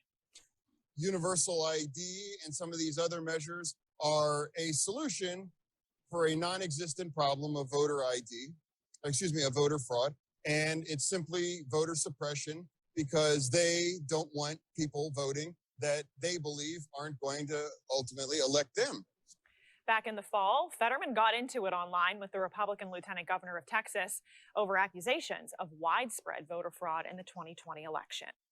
Now, I want to pause here. Andrew did make the claim before we watched that clip that that the reason why you need more robust, I guess, voter laws in Texas is because illegal immigrants are clearly voting in Texas. I just want to phrase it, like, even on a little peripheral look here, there was absolutely zero evidence that illegal immigrants are voting in Texas. It's not like Texas didn't have any ID laws prior. What the laws that Texas are putting in place now is not just about IDs. It's about limiting locations. It's about limiting the time that people can vote. This has absolutely fuck all to do with illegal immigrants. But that being said, what Fetterman said here is absolutely true. Illegal immigrants are not voting. The whole notion that there's voter fraud, it is fucking bullshit. There is nothing to it whatsoever. It's not happening. Out of all the times that they've tried to investigate, I think it was during Trump's first year in office, he had Chris Kobach, I think was his name, put him on like a committee, and they were going to investigate voter fraud. It found fuck all. There's nothing there. Even when they were in power and tried to look for it, they couldn't find it. It doesn't exist. So then they want to try to repackage these new laws that are coming down and say that they're going to target illegal immigrants and stop them from voting, even though it's a problem that's not happening. But when you look at the laws, it's just being designed to prevent black people from voting. That's the whole reason it's being done. Now we're going to hear their excuse for or their way of why they're not racist bills, and it's fucking pathetic. So here it is. We got LeBron James, we got Major League Baseball, all these people. It seems like Democrats are always against voter ID. They basically say it's too hard to vote. And I think I'd be a little bit more sympathetic to this guy if he was saying, of course there's voter fraud, but it's not so much of a big deal that we need to change our laws. He's saying that it's not an issue at all, which I can't get on board with that. How do you feel about this idea that asking people for ID is completely just voter suppression? It is absolutely insulting, in my opinion, because basically what they're saying is black people are too dumb to have an ID. That's what they're saying. And it just goes back to, the bigotry of low expectation that the Democrat Party has always had. They've always used black people as their human shield to pass whatever laws they want to pass because of poor black people. So we're going to have to help them, because they're like crippled children that we have to, help. And it's absolutely ridiculous. I come from a country where, people they vote with their ID, and most of these people live on $1 a day, and if they can get an ID, then African Americans can get an ID as well. So it's absolutely ridiculous. We know that the reason why they don't want ID is so that they can cheat. So here's what the voting bill does in Texas. There's a ban on drive-through voting. There's new regulations for early voting hours, including a ban on 24-hour voting. And the reason why you have these banned in places is because a lot of low-income voters, which are predominantly black people, it prevents them from being able to vote unless they take off time from work, and they can't take time off work without being docked for pay, and these are people who need the income.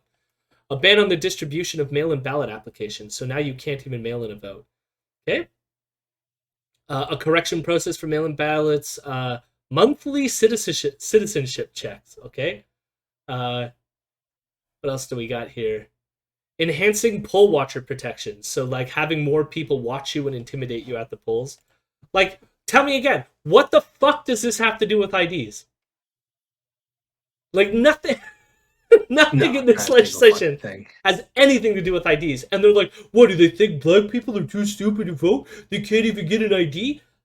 Of course you need to have an ID to vote. I need an ID to vote here too. No one is complaining about being like, I am the person I say I am by showing some piece of identification. No one complains about that. They're complaining that you're restricting the ability of certain people to vote.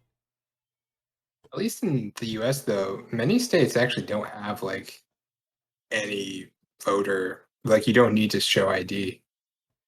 Where I live, I need to do it because like it was my first time voting like in the state, but like if I go subsequent times, I don't need an ID. There's no like rule for it. What is the process like though? Well, you're registered with the particular area, right? So like you live in a city or a town, and depending on your address, your name goes to like a specific voting location. You show up, you go, I'm so and so. They go, do you live at X? And like, yes. And then you do it. And then they cross off your name. That person can't vote anymore. You go submit your vote. Right. So you don't need to prove. And my guess is that, and then the check is if a second person comes in and says they are who you say your name and give a location, there'll be some sort of like error checking mechanism. Right. So I mean, there's some sort of identification in the sense of like connecting you to a place. I know like we've had to use identification in certain places.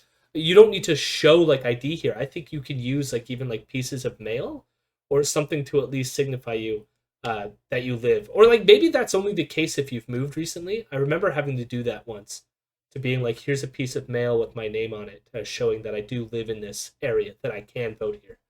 And maybe that was because my name wasn't on the list. So that could be where I'm getting confused. But like, there's some sort of identity check at some point. It's not like you could go in and be like, I'm John Bigglesworth.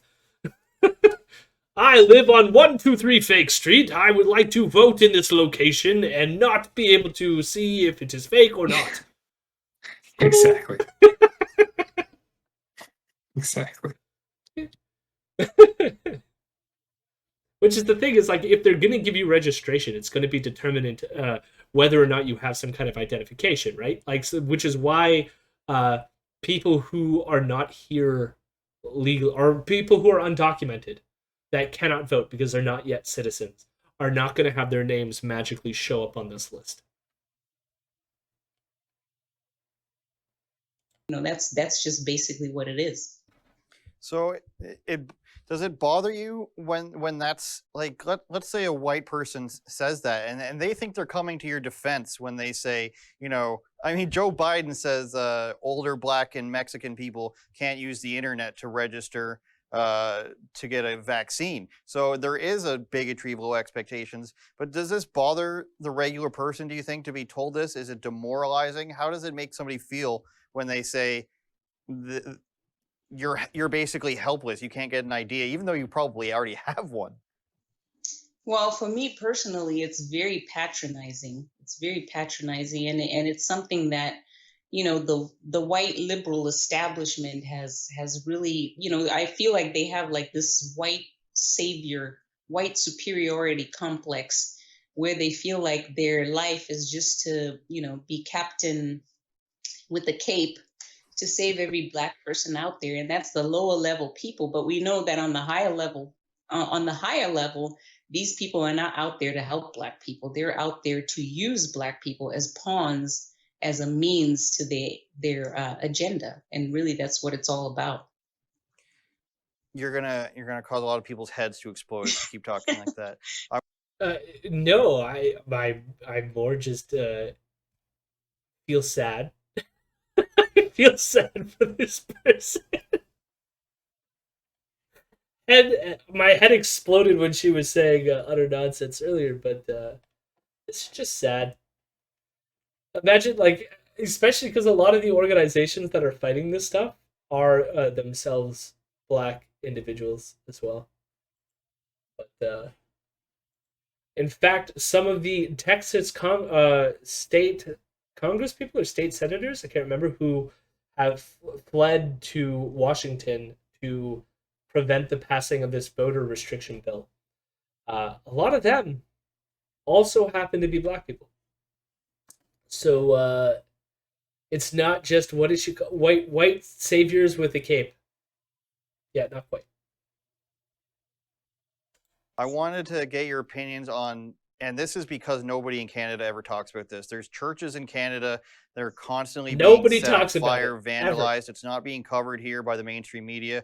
The Prime Minister has said, I think, 2 sentences about it, and it seems that Americans care more about this stuff, and you're a vocal Christian personality, so I wanted to bring this up with you. We have a little montage, Justin, from our website that I wanted to show.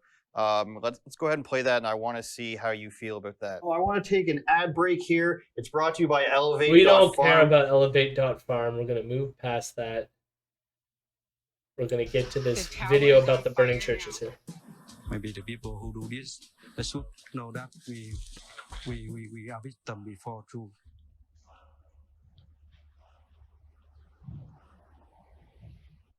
So you would think that this happened over the course of a year, but it's actually been like a month. First of all, had you heard about this before we played this for you? Yes, I did see that. And I hadn't actually, I mean, I feel bad that I haven't really focused on this issue, but this is such a horrible, horrible thing that is happening. I mean, I don't know what is going on in Canada, but Canada is just, it's like there's this antichrist spirit that has arisen up over there. And it seems like people, they don't really fight back against this agenda. I don't understand. Antichrist rising in Canada. Tell me a little bit about, you know, the way Canadians feel about this, but this is absolutely horrifying that this is happening. But it just goes to show that really what's happening, in my opinion, all of it is an attack on Christianity, an attack on the people of God. This is what I've seen, because you see, even like with the COVID situation, you see that a lot of the things they target is things that have to do with church and so forth. But you can see how, you know, things like strip clubs and bottle stores and, you know, mega corporations can be open, but churches have to be shut down, and you have pastors being arrested. You have churches being burnt down. I actually met with one of the pastors. I'll just pause. Like, strip clubs are not opening in contrast with churches. The issue is that these churches are refusing to remain socially distant and other things. Yep. That's a big difference. You know, if you're watching titties from afar, you're good. If you're watching prayers from afar, you're good. It's the needing to be this close to your pastor, and you're not allowed to be this close to the titties. Okay. I don't think any pastor should be that close to anyone, if I'm being perfectly honest. But like, no, I don't know. Like, I know she's only got like 10 more minutes, but like, oh my God, she's just getting into this like absolute fucking ridiculous now.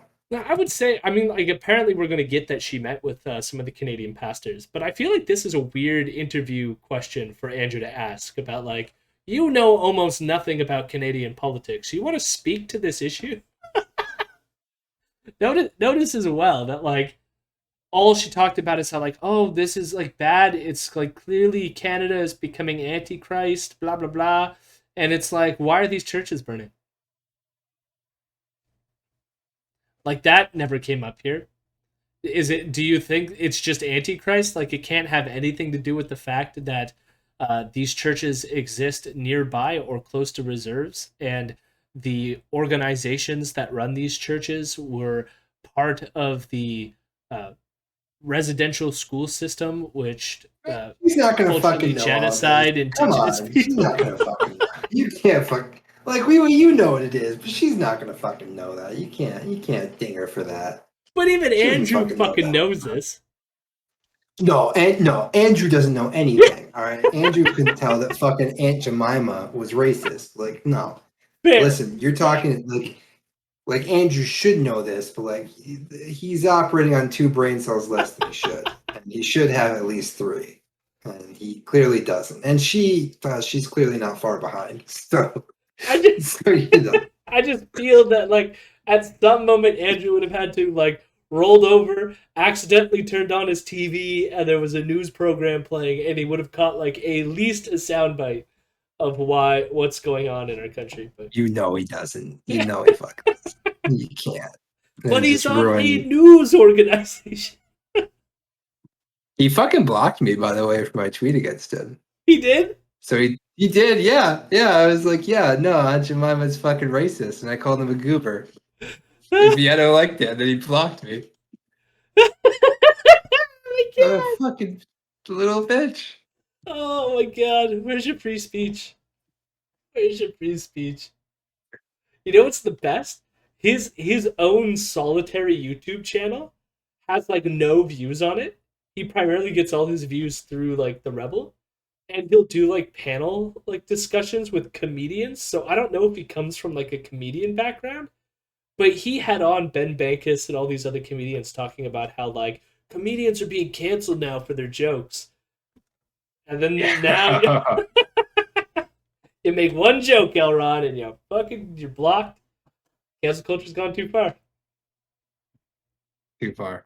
All right, let's get this over with. It's like it's weird she thinks Christians should rise up when Jesus specifically teaches people to turn the other cheek. Yeah, it does. Jesus. The pastor that got arrested, and when I was in Tampa, Florida, and he was telling me all the stuff that he has had to endure. But he said that in spite of all of that, he's actually seeing revival in his church. So that really gave me hope. But just to see how, a society that was founded on Judeo-Christian values. I mean, Western civilization is built on Christianity. But you see that there is an agenda by the left to strip Western civilization of its Christian roots, because really that is the foundation of what everything that we stand for as a civilization comes from. That's where our laws come from. That's where our morality comes from. That's where everything that we believe in as a society, whether you're a Christian or not, comes from those Judeo-Christian values of loving your neighbor, being kind to one another, not stealing from one another, thou shalt not kill, and all these things, because these were things that really weren't part of society before Western civilization. You still have the death penalty. Thou shalt not kill unless you're the government. Then go ahead and kill. Like we're not. I mean, and America was founded by mostly deists. I mean, like at least you could say Canada was largely more of a Christian nation in that respect. I don't. And I love the idea. Like law is Christian. Without Christianity, you wouldn't have laws. Like what, King Hammurabi never existed. No, don't even know who that is, honestly. I think King Hammurabi is the very is the very first document of laws that exists in history. It's not even necessarily that he's the one who actually came up with laws, but that it's our first evidence that we've ever found of like somebody codifying laws. And that was 1750 BC, likely. Somewhere around that time period. But apparently, King Hammurabi never did that because law only came into existence when Jesus happened. That's right. Jesus came and he said, keep this, motherfuckers. Here's the law. Moses? Yeah, that guy's a bitch. Well, I mean, that's why I mentioned Hammurabi's, because like his even predates Moses's. So you can't even bring it all the way back to Moses and say that it's Judeo-Christian, because it predates even that. But go on. Tell us, Melissa Tate. Impart your knowledge upon us. A lot of people lived in societies where they were tearing things down, and there was no freedom, and there was no good relations between people and so forth. So it's really sad to see how they are really attacking. There's a deliberate attack on Christianity that is taking place in the West, all over the West. I also want to point out, love thy neighbor, but slavery, that's cool too, and was often justified using the Bible. So that's a fun little tidbit. What sort of sparked this whole thing was they found a mass burial site that was unmarked. By most accounts, even the people there, it was just an unmarked, grave site.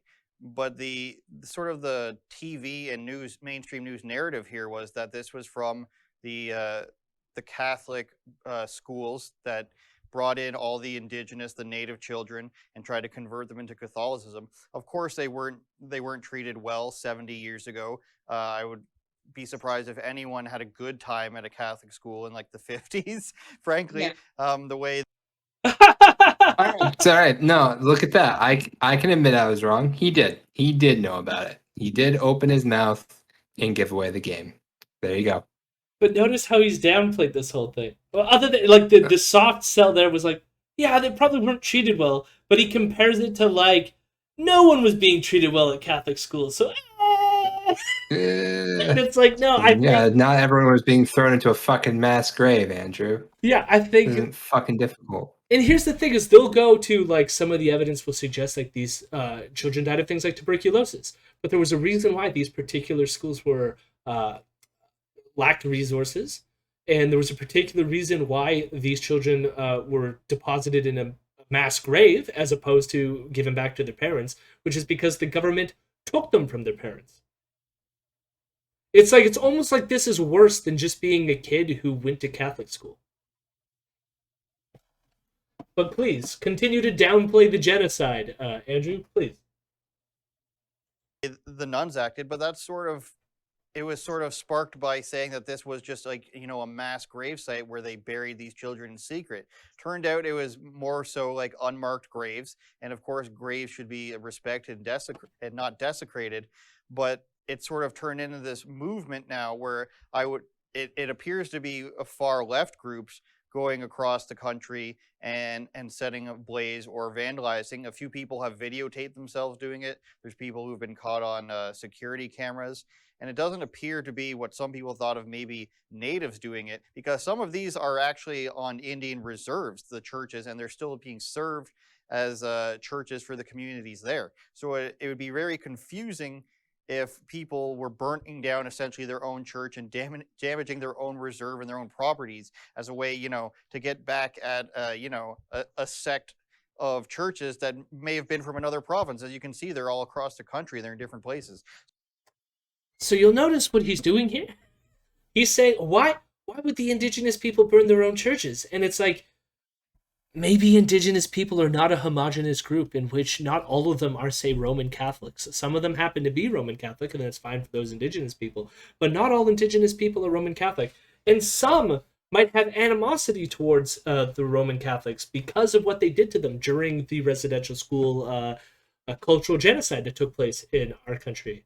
Maybe that's why they might want to burn some of their buildings down. But they want to pass this narrative to say, well, like, this is evidence, see? This is evidence that the burnings themselves are not retribution for the years of subjugation and genocide that took place.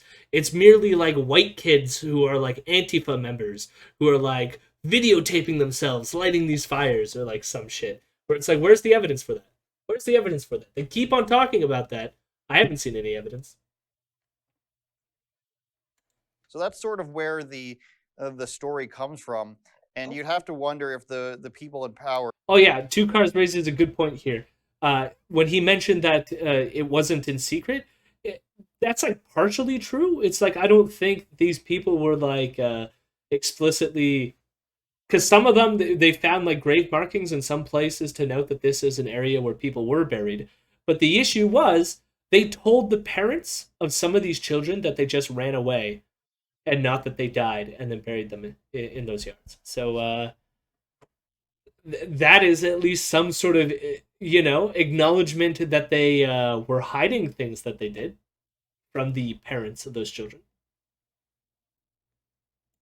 Or the federal government, at least, which is very liberal, maybe less liberal or more liberal than the Democrats, I would argue. Oh, wow. But they probably don't completely care about protect. It's hilarious because we watched the Peter Fragiscatos story first, and you were like, "This sounds like a Republican congressman," and now he's going, "They're more liberal," and by liberal he means more left than the Democrats, and she's like, "Oh wow." And based on who we saw earlier as one of those liberals, they are not to the left of the Democrats. In fact, Peter Fragiskatos would probably be on the right wing of the Democratic Party, in my estimation. Protecting religious rights because there's a loss of religion and a loss of faith completely in that section of politics. But that's basically where it comes from. And if you want to look into more of that, we have the website there. Definitely more into that. No, I see. I wouldn't be surprised if it's the left that are tearing and burning things down. Because if you study history, that's what the Marxists do. They're just going to be tearing down churches, tearing down statues, burning stuff down, and so forth. So I am not surprised. I wouldn't be surprised if it's the left and not who the media says is doing it. So yeah, I don't think Biden even would be as silent on this as. I just want to point out, I can name other movements that destroyed a particular religious ethnicity. I believe it occurred in 1940s Germany and was definitely not leftist. I'll just leave it there. Trudeau is because of how much Christianity there is in the United States. Obviously, Trump wouldn't be silent on this at all. There would probably be something put in place. But speaking of Trump, do you think that I was talking to a YouTuber yesterday? Do you think that that Trump is going to run again for 2024? What do you think the possibility is of that? Well, I think he is going to run. I think the only reason why he hasn't come out and said it is because of the election commission. I think they have rules about that, but he's made enough of hints for me to believe that he is running. I'm just assuming that he is running. I don't see any reason why he wouldn't. He seems to be already campaigning. So I don't doubt that he's running at all. Who do you think he chooses as a vice president this time around? I don't know. I would say he should pick Ron DeSantis, but I want Ron DeSantis to stay in Florida because we need Florida to remain free. So he would be a great pick for VP, but I'm not sure who. All right, that's enough for me. All right, I'm out. I made it to 37 minutes. I literally can't do it. No. Why, Trump running and Ron DeSantis? That's where you fucking Ron DeSantis. Fucking we need him to stay in Florida. I mean, listen, I'm all about bringing blights upon Florida, but not even Florida deserves that. It's just fucking ridiculous. I can't stand this anymore. Yeah, we're so close. I gotta finish up. If you're leaving, I gotta finish up the last 4 minutes. All right, yeah, no, I'm gonna hop. But this is good. I'm gonna leave the last few minutes to you so you can have your commentary without fucking me getting fucking pissed. I'll talk to you soon. Have a good night. He would pick, but Ron DeSantis. I think you also have Kanye. No, I'm just kidding. What's Kanye's party? The birthday party, I believe, is Kanye West's party. Oh yeah, Kanye West the discourse. That's what we need. I haven't heard from him. Last thing I heard from him is he's got the girl who's kicked out of the Olympics on his team there for Adidas. Really? Yeah, the girl who was banned for smoking weed from the Olympics is doing an ad campaign with Kanye and Adidas. So that's an interesting play there.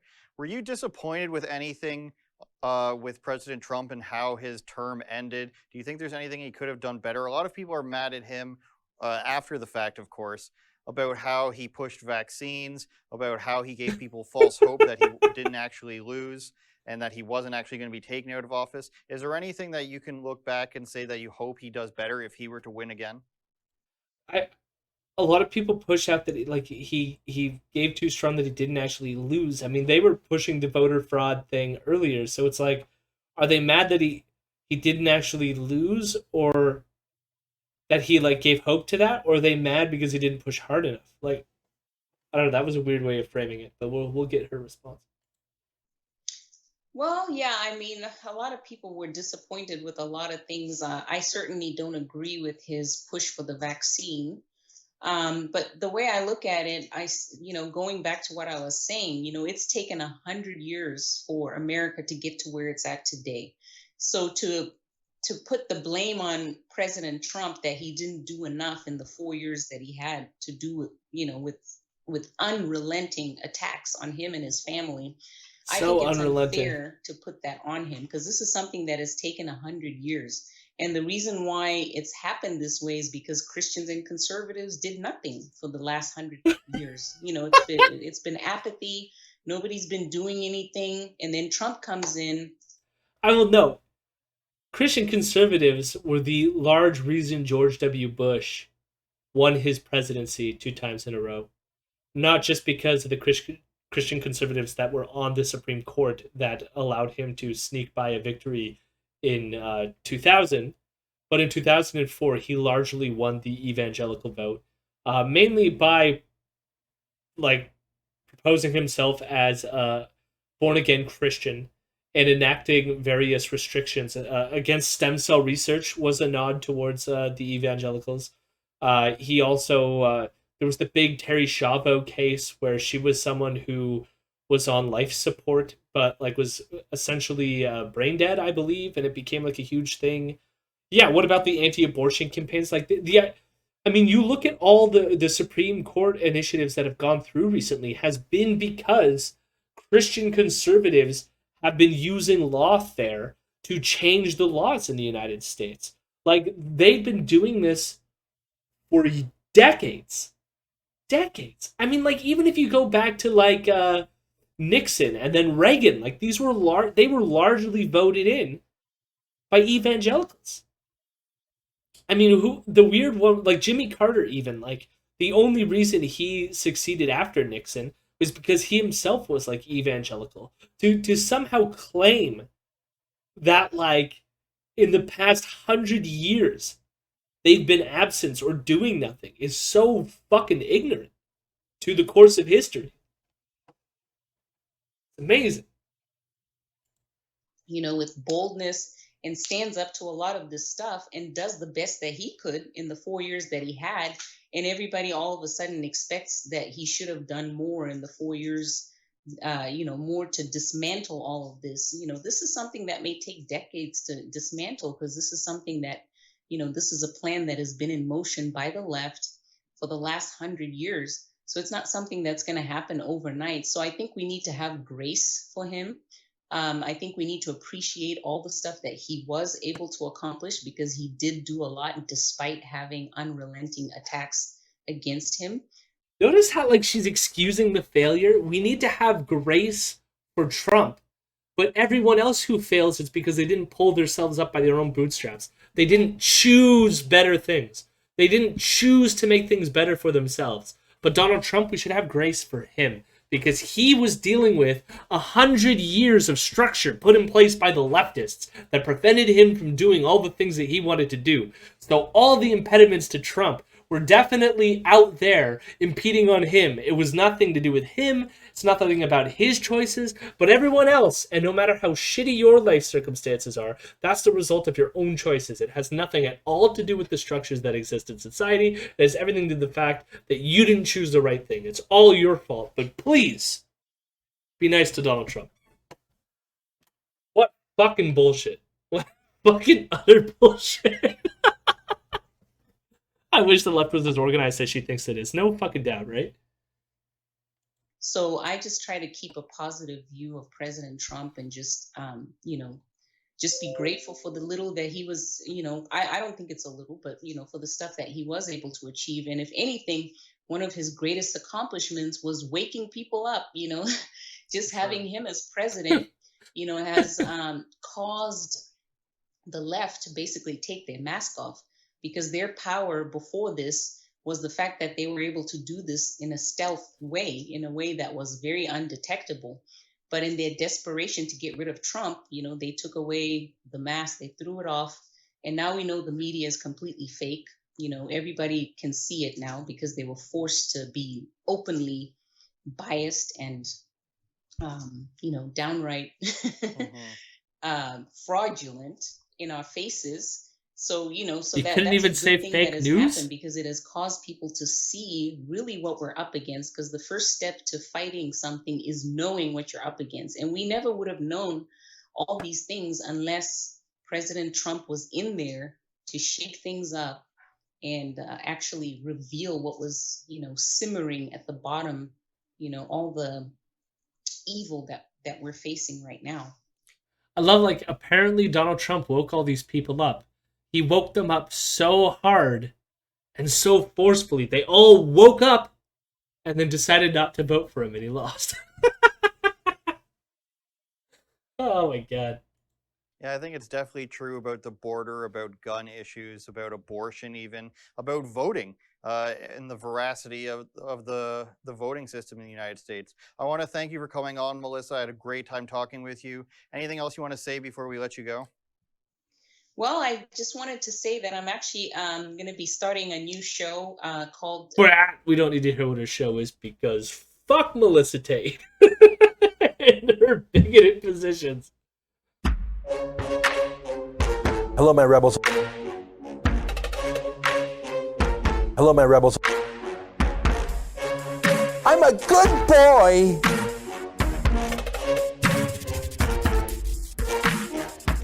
I'm a weirdo.